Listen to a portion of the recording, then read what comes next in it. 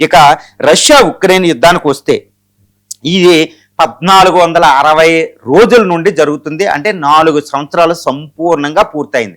Indirect గా చూస్తే 15 సంవత్సరాలు పూర్తయిందని చెప్పొచ్చు. 2011 నుంచే లెక్కేయాలి యాక్చువల్గా వాస్తవానికి. అంటే క్రిమియాని రష్యా పుతిన్ ఆక్రమించినప్పటి నుంచే ఈ యుద్ధం ప్రారంభమైందని చెప్పాలి.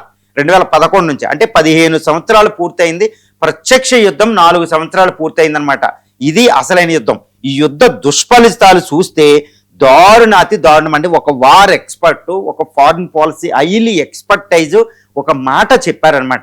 ఈ రష్యా ఉక్రెయిన్ యుద్ధం ఫలితం ఏదైనప్పటికీ, అంటే చూడండి, whatever the consequences out of this Russia Ukraine war, అంటే రష్యా ఉక్రెయిన్ యుద్ధంలో రష్యా గెలవచ్చు, ఉక్రెయిన్ గెలవచ్చు, లేదా రష్యా ఓడిపోవచ్చు, ఉక్రెయిన్ ఓడిపోవచ్చు. అఫ్ కోర్స్ ఉక్రెయిన్ ఓడిపోతుంది, కానీ చివరికి ఓడిపోయేది మాత్రం యూరోప్ ఖండం మాత్రమే అని ఆయన ప్రెడిక్ట్ చేసింది. ఈరోజు మనం చూడొచ్చు ఈ యొక్క రష్యా ఉక్రెయిన్ 4 సంవత్సరాల యుద్ధ దుష్ఫలితాలని, కాన్సిక్వెన్సెస్ని మనం పరిశీలించినట్టయితే ఇప్పటి వరకే అక్కడ రష్యా తరపున ఎంతమంది చనిపోయారంటే 15 లక్షల మంది రష్యా సైన్యం చనిపోయారని తెలుస్తుంది. 1.5 మిలియన్ల రష్యా సైనికులు అన్నమాట. 15 లక్షల ఆర్మీ రష్యా వైపు కోల్పోయారు. ఎక్కువ కోల్పోయింది రష్యా వైపు. ఎందుకంటే 57 దేశాల నాటో ఆయుధాలు అక్కడ వాడుతున్నారు, గుర్తుపెట్టుకోవాలి. దారుణంగా ఓడిపోతున్నారు. ఎక్కడ రష్యా దళాలు చనిపోతున్నాయి ఓడిపోకపోయినా. అంటే రష్యా చాలా త్యాగం చేస్తుంది. రష్యా గెలవచ్చు, కానీ ఆ నష్టం మాత్రం రష్యా మీద చాలా ఎక్కువగా ఉండే అవకాశం ఉంది. 15 లక్షల మంది రష్యా సైన్యం చనిపోయారు. రష్యాలో 10,000 వరకు పౌరులు చనిపోయారు ఉక్రెయిన్ చేసిన అటాకుల వల్ల. ఇటువైపు ఉక్రెయిన్ చూస్తే 3 లక్షల మంది ఉక్రెయిన్ సైన్యం చనిపోయారు. చాలా తక్కువ ఉంటుంది ఉక్రెయిన్ సైన్యం. 3 లక్షల మంది ఉక్రెయిన్ సైన్యం చనిపోవడం జరిగింది. 59 లక్షల ఉక్రెయినియన్ పీపుల్ వేరే దేశాలకు వలసపోవడం జరిగిందనమాట. ఇంకా ఆ దేశంలో భద్రతకు భయపడిపోయి 15,000 మంది రష్యా పౌరులు చనిపోయారు. ఎక్కువ మంది, వేలాది మంది పిల్లల్ని రష్యా తీసుకుపోయినట్టు తెలుస్తుంది. అందుకే పుతిన్కి ఎగ్నెస్ట్గా international criminal court arrest warrant కూడా ఇష్యూ చేయడం మనం చూస్తూ ఉంటాం అనమాట. ఈ యొక్క యుద్ధ ఫలితాలు ఈ విధంగా ఉన్నాయన్నమాట. అంటే మానవ వినాశనం, ఇది ప్రాణహాని ఈ విధంగా జరిగింది. ఇంకా లక్షల మందిలో వూండెడ్ అనమాట, ఇంజూరీ అయిన వాళ్ళు అసలు ఎంత మందో కూడా చెప్పలేం. తర్వాత హోమ్లు ఇవి కోల్పోయి, డబ్బులు పోయి, వాళ్ళ ఆస్తులు పోయి నిరాశ్రయులు అయిన వాళ్ళు కోట్ల మంది ఉన్నారు ఉక్రెయిన్ రష్యాలో అని తెలుస్తుంది. ముఖ్యంగా ఉక్రెయిన్ క్యాపిటల్లో కూడా భద్రత లేదు. ఉక్రెయిన్ నాశనం ఏంటంటే కొన్ని $1 ట్రిలియన్ నాశనం ఉక్రెయిన్కి సంభవించిందనమాట. ఇదంతా ఆస్తి ప్రాణ నష్టాలు మాత్రమే. దీంతో పాటు జరిగేది ఏంటంటే తర్వాత యూరోప్ బలహీనం. అంటే ఈ యుద్ధం ఫలితం ఏంటంటే యూరోప్ యొక్క బలహీనత బయటపడింది. అంటే మేము యూరోప్ ప్రపంచాన్ని రూల్ చేసాం. ద గ్రేట్ బ్రిటన్ ఉంది, ఫ్రాన్స్ ఉంది, జర్మనీ ఉంది, పోలాండ్ ఉంది, స్కాండినేవియన్లు ఉన్నాయి, ఈ స్పెయిన్, నార్వే లాంటి దేశాలు ఉన్నాయి. మేమందరం పెద్ద సూపర్ పవర్స్ అనుకునేవారు. కానీ రష్యా ఉక్రెయిన్ యుద్ధం మొదలైన తర్వాత యూరోప్ కన్నా బలహీనతలు బయటపడుతున్నాయి. ఎందుకంటే రష్యాతో పోరాడలేని ఒక పరిస్థితి ఈరోజు అమెరికాకి, యూరోప్ కాంటినెంట్కి వచ్చేసింది. అంటే ఏంటి? West is falling. అంటే రష్యాతో వాళ్ళు పోరాడలేరు. రష్యాతో ఏ విధంగా పోరాడలేదు అంటే ముఖ్యంగా రష్యా అణ్వాయుధ శక్తి ముందు వాళ్ళు నిలవలేరు. అంటే న్యూక్లియర్ బాంబే యుద్ధాన్ని ప్రపంచ యుద్ధం కింద మారకుండా ఆపుతుంది. ప్రత్యక్ష యుద్ధం కింద, ఆల్రెడీ పరోక్ష యుద్ధమే, ప్రత్యక్ష 3వ ప్రపంచ యుద్ధానికి దారితీసే పరిస్థితి ఒక అణుబాంబులు మాత్రమే ఆపుతుంది. ముఖ్యంగా రష్యా యొక్క డెడ్ హ్యాండ్ మాత్రమే ఆపుతుందని చెప్పవచ్చు. కాబట్టి రష్యా అనేది యుద్ధాన్ని ఆపుతుంది, వాళ్ళని అట్టి పెట్టి ఉంచుతుంది. యూరోప్లో ఉండే బలహీనతలు బయటపడిపోయినాయి. యూరోప్లో ఒకరికొకరు ఉండే భయంకరమైన తేడాలు బయటపడిపోయినాయి. ఒకరికొకరు కొట్టుకోవడం సరిపోతుంది. బ్రిటన్కి, ఫ్రాన్స్కి, వీళ్ళకి ఒకరికొకరు పడడంలా.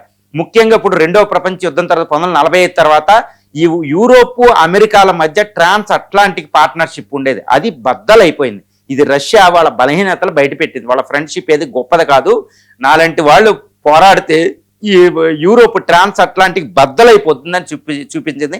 ఈరోజు ట్రంప్, యూరోపియన్ యూనియన్ మధ్య గొడవలు చూసినా, నాటోలో విడబాటులు మనం చూసినా, ఈ రష్యా అనేది విజయం సాధిస్తుంది. ఈ మధ్యన ఏంటి, యుఎస్ఎస్ఆర్కి ఎగ్నెస్ట్గా నాటో ఫామ్ చేశారు.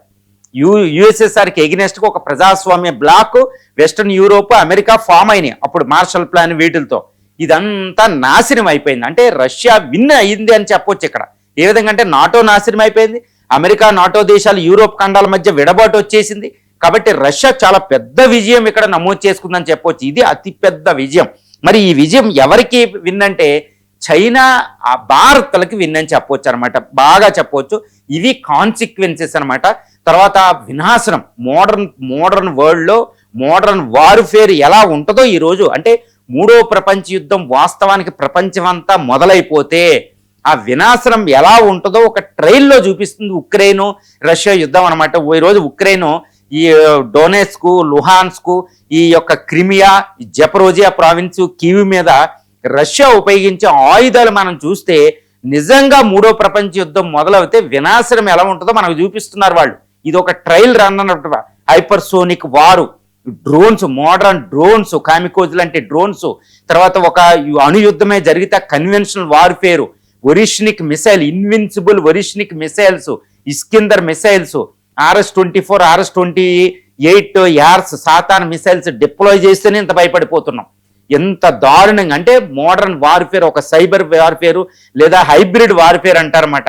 ఈ హైబ్రిడ్ రష్యా సైబర్ వార్ఫేర్ దారుణంగా ఉంటుంది అనమాట. వింటర్ వార్ఫేర్ అంటే ఒక ప్రపంచ యుద్ధమే జరిగితే ఎలాంటి ఆయుధాలు ఉపయోగించున్నారో డెమోన్స్ట్రేషన్ అక్కడ జరుగుతుందన్నమాట. నాటో దేశాలు రష్యాకి మధ్య అంతటి ఘోర వినాశనాన్ని ఈరోజు ప్రత్యక్షంగా చూస్తున్నాం. ప్రపంచం వీక్షిస్తుందన్నమాట. అది కూడా ఈ డిజిటల్ ఎరా కాబట్టి ప్రత్యక్షంగా కొన్ని విజువల్స్ కూడా మనకు బయటకు వస్తున్నాయి. రష్యా ఉక్రెయిన్ అంతటి దారుణం ఈరోజు బయటపడుతుంది. తర్వాత లీడర్షిప్ మెచ్యూరిటీ లేనితనం ఈరోజు బయటపడుతుంది. ద గ్రేట్ వరల్డ్ లీడర్స్ అని చెప్పుకుంటున్న ది గ్రేట్ UNO ఫెయిల్ అయిపోయింది. పుతిన్ రష్యా అధ్యక్షుడు, తర్వాత గ్రేట్ లీడర్స్ అటు ట్రంప్, పుతిన్, అంటే వీళ్ళు గ్రేట్ సూపర్ పవర్స్ అన్నీ ఫెయిల్ అయిపోయినాయి ఈ యుద్ధాన్ని ఆపడంలో. అంటే రష్యా యుద్ధం అంటూ మొదలవుతే దాన్ని ఆపే శక్తి ఈరోజు ప్రపంచంలో ఏ వ్యవస్థలకి లేదనేది రష్యా ఉక్రెయిన్ యుద్ధం బయటపడుతుంది. ఎంతటి దారుణ వినాశనం అంటే మానవుడు ప్రగతి సాధిస్తున్నాడా, వినాశనం వైపు వెళుతున్నాడు. ఈరోజు మనకి డెమోన్స్ట్రేషన్ రష్యా ఉక్రెయిన్ వారు. ఇంకోటి ఏంటంటే వారు అనేది ఇప్పుడు రామాయణంలో శ్రీరామచంద్రుడు ఒక్కసారి చెప్తాడు అనమాట. రెండవసారి అంగదుడిని మళ్ళీ రాయబారానికి పంపిస్తూ ఉంటే అక్కడ వారి కమిటీలో అందరూ అంటుతారు, జాంబవంతుడు వీళ్ళందరూ, రామా నువ్వు ఇంకొకసారి నీ భార్యను అపహరించినోడి దగ్గరికి ఇంకో రెండోసారి రాయబారం అవసరమా, అని చంపేక మనల్ని బలహీనత అనుకుంటారు అని రాముడికి అంటే, రాముడు ఒక మాట అంటాడు అనమాట రామాయణంలో. అది ప్రపంచానికి ఒక మెసేజ్, ఇండియా నుంచి వెళ్ళిన మెసేజ్. అదేంటంటే ఒక యుద్ధం అంటే a war can destroy civilisations. గుర్తుపెట్టుకోవాలి, వార్ అనేది రెండు వ్యక్తులు, రెండు దేశాల మధ్య కాదు. రాముడు మాటలు ఎలా ఉంటాయంటే రామాయణంలో ఏమైనా ఉంటాయంటే వార్ అనేది కేవలం రెండు దేశాల మధ్య, రెండు వ్యక్తుల మధ్య కాదు. వార్ అనేది as a potential to kill the civilisations. సంస్కృతులను నాశనం చేసే శక్తి యుద్ధాలకు ఉంటుంది. కాబట్టి యుద్ధం చేసే ముందు ఎటువంటి కారణం ఉన్నా యుద్ధాన్ని తప్పించడానికే ప్రయత్నం చేయాలి. అది ధర్మబద్ధం, అది ప్రకృతి ధర్మం అని రాముడు చెప్తాడు. అందుకే శాంతికి ప్రదాత, భారతదేశం శాంతికి దూత అని భారతదేశాన్ని ఎందుకంటారంటే రాముడు ఈ రామాయణాల ద్వారా ఇచ్చిన సందేశాలండి. అక్కడ శ్రీకృష్ణుడే రాయబారానికి వెళ్తాడు, ఎక్కడికే, హస్తినాకి. అవసరమా?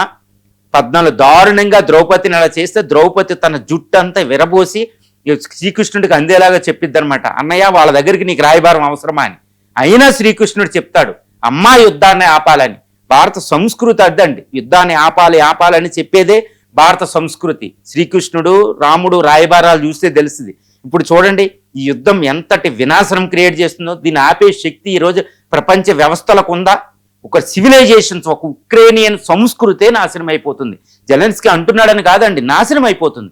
రష్యన్ అంతా నాశనం అయిపోతుంది. ఎందుకంటే అక్కడ పురుషులు ఆల్రెడీ లెనిన్గ్రాడ్ ముట్టడి సమయంలో సుమారు 50 లక్షల మంది పురుషులు చనిపోయారు. ఏది హిట్లర్ మీద వార్ చేస్తే లెనిన్గ్రాడ్లో 50 లక్షల మంది పురుషులు చనిపోవడం వల్ల ఈరోజు రష్యాలో స్త్రీలు ఎక్కువ, పురుషులు తక్కువ. చూడండి, రెండో ప్రపంచ యుద్ధం అయ్యి 80 సంవత్సరాలు ముగిసిన దాని దుష్ఫలితం ఈరోజు రష్యా మీద ఉంది. కానీ భారతదేశం చూడండి, మహాభారతంలో స్త్రీ పర్వం అని ఒకటి ఉంటుంది. ఆ స్త్రీ పర్వం చదివినోడు యుద్ధానికి వెళ్ళడు. ఎందుకంటే యుద్ధం అయిన తర్వాత మిగిలేది స్త్రీలు, పిల్లలు. వితంతు స్త్రీలు మిగిలి ఏడుస్తూ ఉంటారు. దాన్నే మహాభారతం చూపిద్ది. అందుకనే యుద్ధానికి భారతదేశం ఎప్పుడు ముందుకు వెళ్ళదు. ఇదేదో పిరికి దేశం అనుకున్న వాళ్ళకి సరిగ్గా సమాధానం అన్నమాట. అది స్త్రీ పర్వం. మొత్తం అందరూ ఏడుస్తూ ఉంటారు స్త్రీలు. ఈవెన్ యుద్ధం ముగిసిన తర్వాత శ్రీకృష్ణుడు భార్యలను కూడా అర్జునుడు రక్షించలేని పరిస్థితి వస్తుంది. ఇది యుద్ధ పరిణామాలని మహాభారతం చూపిస్తుంది. యుద్ధ పరిణామాలని అక్కడ మండోదరి పరిస్థితి, వెళ్ళని పరిస్థితి రామాయణం చూపిస్తుంది. అందుకనే భారతదేశం ఎప్పుడు యుద్ధానికి వెళ్ళదు. ఇది ఎవ్వరికీ తెలియదు. చూడండి, రష్యా రెండవ ప్రపంచ యుద్ధం అయ్యి 80 సంవత్సరాల ముగిల్సిన ఈ రోజు రష్యాలో పాపులేషన్ పుట్టించే నాదులు లేడిపోగాళ్ళు, ఆడ మగ లేరు. అది యుద్ధ పరిణామం. ఆ యుద్ధ పరిణామాలు భారతదేశం అద్భుతంగా ఆకలింపు చేసుకుంది. కాబట్టి ఈరోజు భారతదేశం ఎప్పుడూ యుద్ధానికి ముందుకెళ్తుంది. ఎంతమంది పిరుకోళ్ళు అనుకున్నా. చూడండి, ద గ్రేట్ మహాత్మా గాంధీ చేసింది. బ్రిటిషుడు ఓడిపోయి ఎలా వెళ్ళిపోయాడు భారతదేశం నుంచి. యుద్ధమే కాదు పరిష్కారం అనేది చూపించేది భారతదేశం. ఎలాంటి పరిస్థితి అక్కడ లేదు. అందుకనే భారతదేశం సొల్యూషన్ అని చూపిస్తూ ఉంటది. అంటే రష్యాతోనూ ఇటు గ్రూప్తో శాంతియుతంగా మాట్లాడే ఒకే ఒక దేశం భారతదేశంగా ఈరోజు మెలిసింది ఒక రకంగా చెప్పాలంటే. ఈ దుష్పరిణామాలు